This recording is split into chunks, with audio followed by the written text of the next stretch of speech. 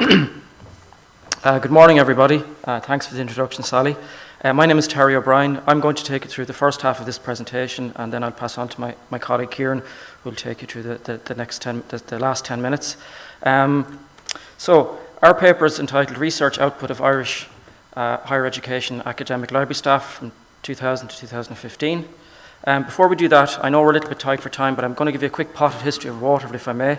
So the building on the corner left is the library building in Cork Road. It's also known as the Titanic, which the locals have taken to calling it. Quick potted history of Waterford. Ethan Strongbow got married in the 12th century in Waterford. Waterford Crystal, and of course, you all probably recognise that piece of bread in the corners. Do you? Do you know what that is?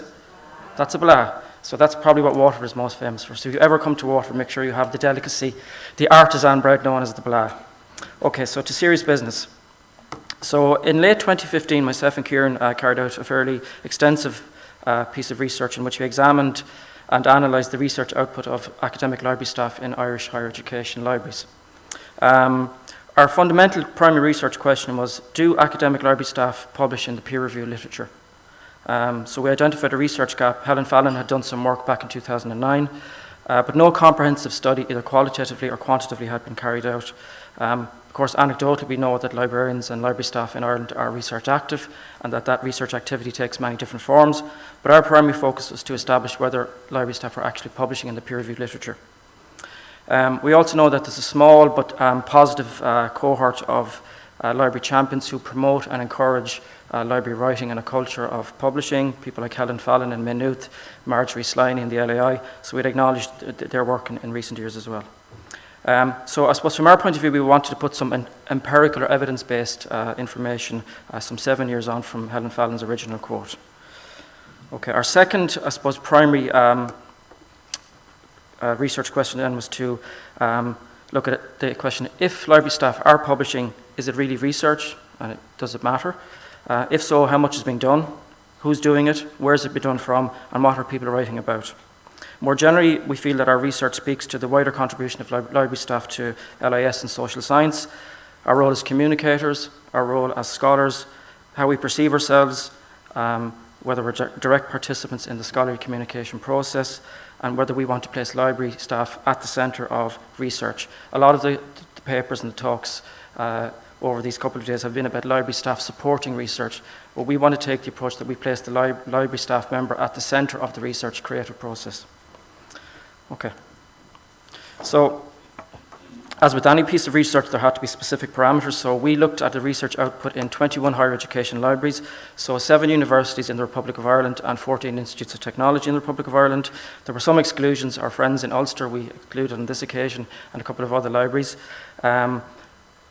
We carried out the research over a 15-year period, so anything published from the year 2000 to 2015, as I said, with a specific focus on academic libraries. So we sought to review that output, to quantify it, to do some aspect of analysis around motivations or barriers. If people weren't publishing, why weren't they publishing, or why were they not writing? And as I said, we looked specifically at the peer-reviewed literature and core LIS publications. Okay, we used a mixed method approach. So to make the research more robust, we did an online survey and questionnaire, which we distributed to the 21 institutions via SurveyMonkey. We also did a fairly extensive content analysis and literature review, scoping review. So there was an element of triangulation, and it certainly made, in our view, the research a lot more robust. The response rate, and Kieran will talk a little bit more about that, overall was just under 30%. And according to the content analysis, we estimate that between 90 and 100 articles met the parameters as published papers in the peer-reviewed literature. The survey was carried out over a 3-week period in late 2015 on a census basis, self-selecting voluntary participation. 22 questions with 5 different thematic areas, open and closed questions. So we wanted to get some quantitative data, but importantly with the survey, we really wanted to get some qualitative data as well. And cross-tabulation was then carried out using Microsoft Excel. In terms of our ability to actually access staff in those libraries, we had a designated contact person in each of the 21 libraries who kindly distributed the survey on our behalf. So each institution got a unique URL, but the survey was common across all 21.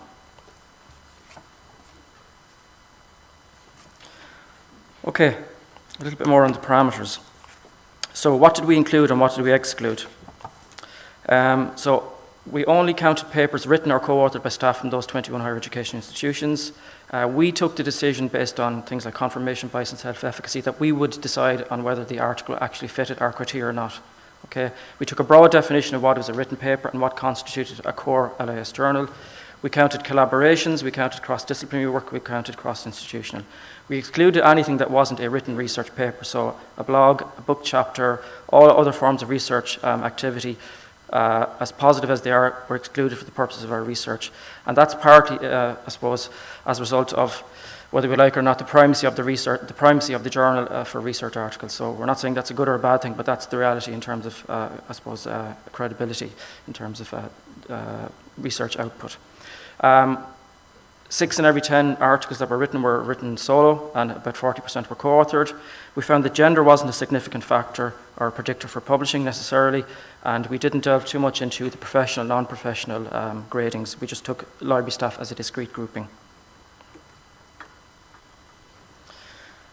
Kieran will talk a little bit more about this in a few minutes, but I suppose what we found were two of the biggest predictors for publishing were actually level of educational attainment and years experience. So those two came across as meaningful factors in likelihood or propensity to publish papers.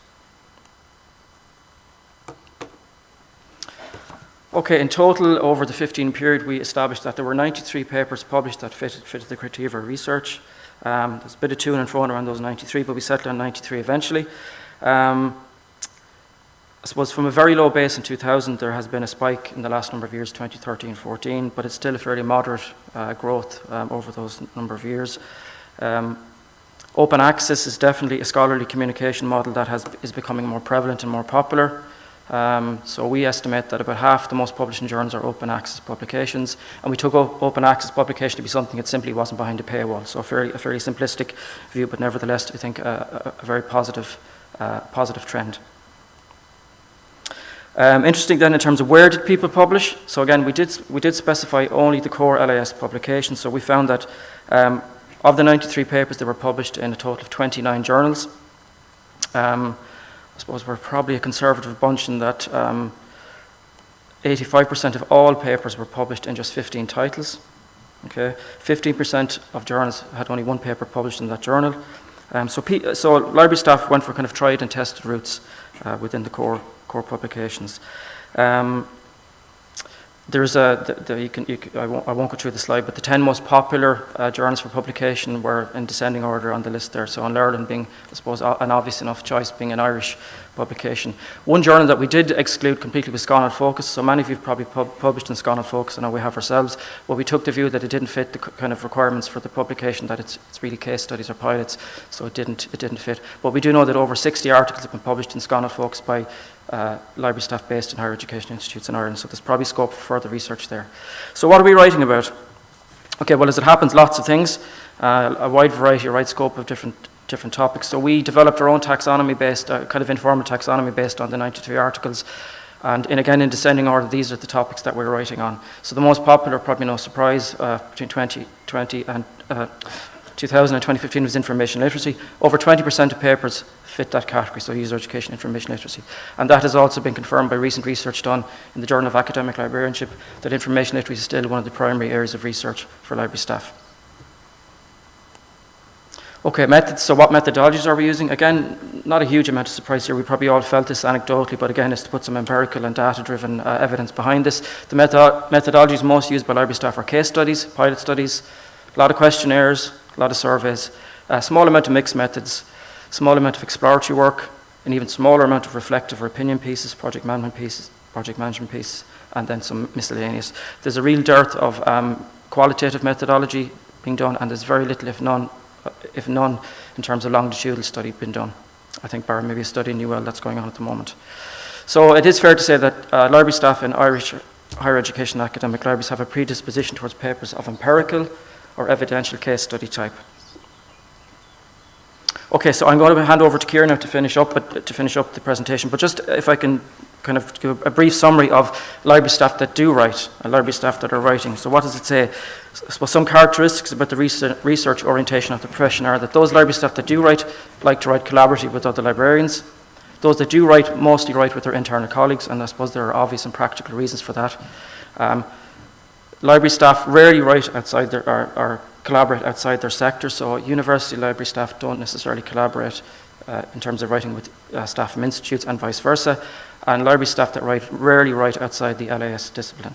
So that's a broad categorization. So now I'm going to hand over to Kieran, who's going to drill down into some of the responses that we received on the questionnaire and look at some of the motivations and some of the data. Okay, Kieran. Thanks very much, Terry. So I'm going to talk about some of the findings from our online survey, and just as Terry was saying, we identified a person of contact within each of the institutions that we were focusing on, and we were able to get our full-time equivalent position, a post within the various university and Institute of Technology libraries then. So as of November 2015, we have 236 and a half professional posts and 514 and a half non-professional posts in working in libraries. We had a response rate of 212 out of the 751, and there was varying levels of engagements across all 21 higher education institutions. As you can see from the Institute of Technology staff, it was nearly 1 and 2 response rates, and in the university level it was 1 and 5. This is possibly one of the reasons we reckon is because we would know, being in the Institute of Technology sector, we would know more staff in that area, but equally as well, we do know that there's in the universities, the libraries are much more diverse and they're spread across more campus, and equally we'll hope going forward that we'll be able to improve on those rates. So also as well, in terms of the 212 respondents that responded to our questionnaire, 50 had a research paper published in an academic journal, 160 hadn't, and 2 had submitted for publication, but they weren't published. So I think in one way you could look at this and say there is a very strong correlation or probability if you submit a paper for publication. More often than not, people that did were getting their papers published.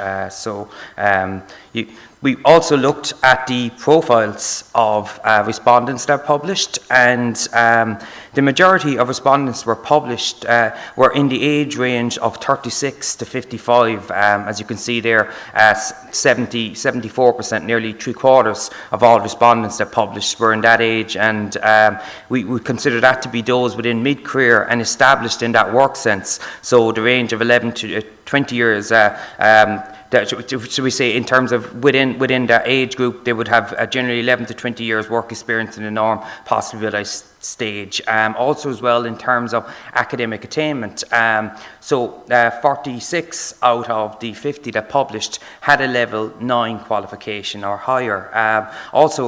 We found from our study was actually that 80% of all respondents that replied to our questionnaire that work with it in the library sector have a degree level 8 or higher qualification. So we are an extremely qualified and able body of staff that are working across the Institute's technology and the academic library sector, and I believe this would be replicated when we look at other libraries going forward and include them in our studies. So the types of title and grades that people work in have spread right across the spectrum of library staff.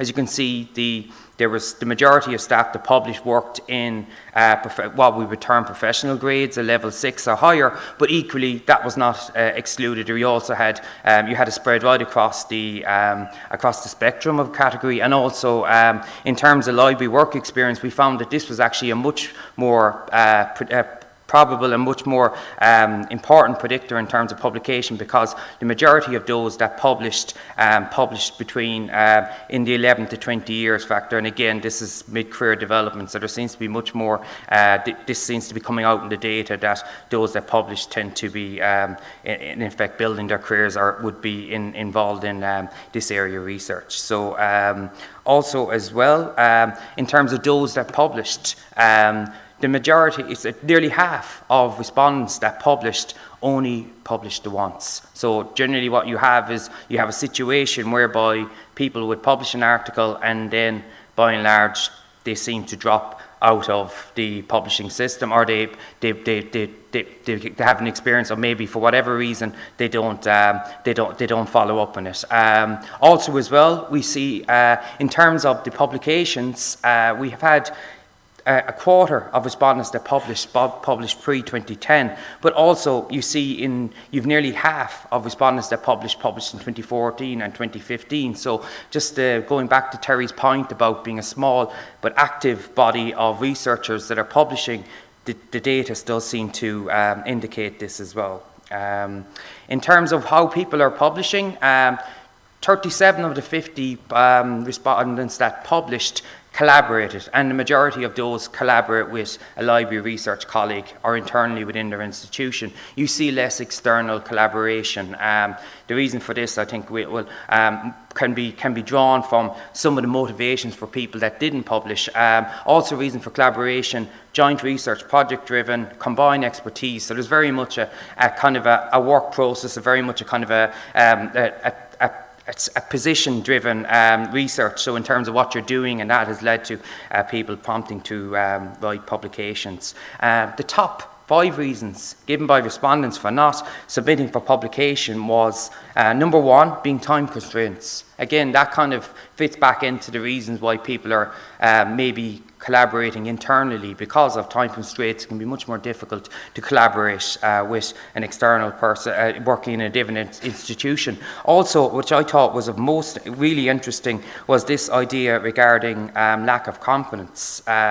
It's 18 of the respondents that didn't publish gave this as one of the reasons. So these were open questions, and people gave their reasons for not publishing based on their experiences, and we drew the data together to try and get a better understanding of what they found in terms of their challenges for doing so. So not doing any research, 17, and existing workload and a lack of interest. So again, workload, time constraints are 2 things that seem to be influenced by our roles and our existing in terms of our life, work-life balance. But then issues regarding confidence is something that gives it more kind of, is something definitely worth exploring. The motivation for publication, this figure here, if you can just see the orange figures, you'll see the reasons: career progression, research interest, personal development, professional development. These are all factors in terms of career development, why people are motivated for publishing. But I think of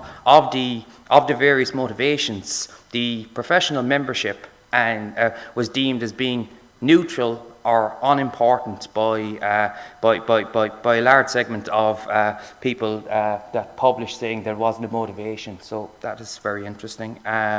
Also, the importance of the role of academic writing in the library profession. Nearly 60% of respondents that responded to our questionnaire said that they believed that it was either very important or important. So there is no doubt that that academic writing is recognised in its importance.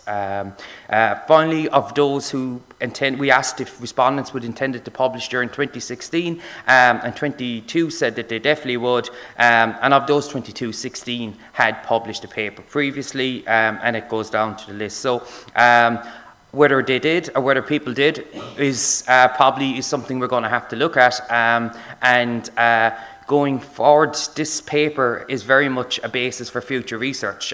We've tried to draw a line in the sand in terms of what is research output within strict parameters within the Irish library sector in higher education.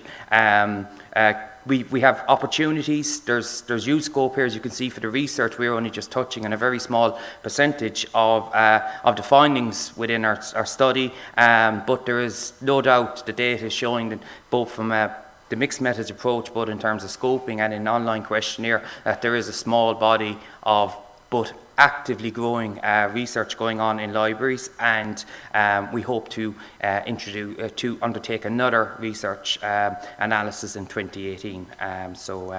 And hopefully we'll be able to bring new parties into this as well. Those who are interested to find out more about this can have a look at the new review of academic librarianship, where we had the researchers published. And finally, just want to say thank you very much for listening to us, and I hope you enjoyed the rest of the conference. Thank you.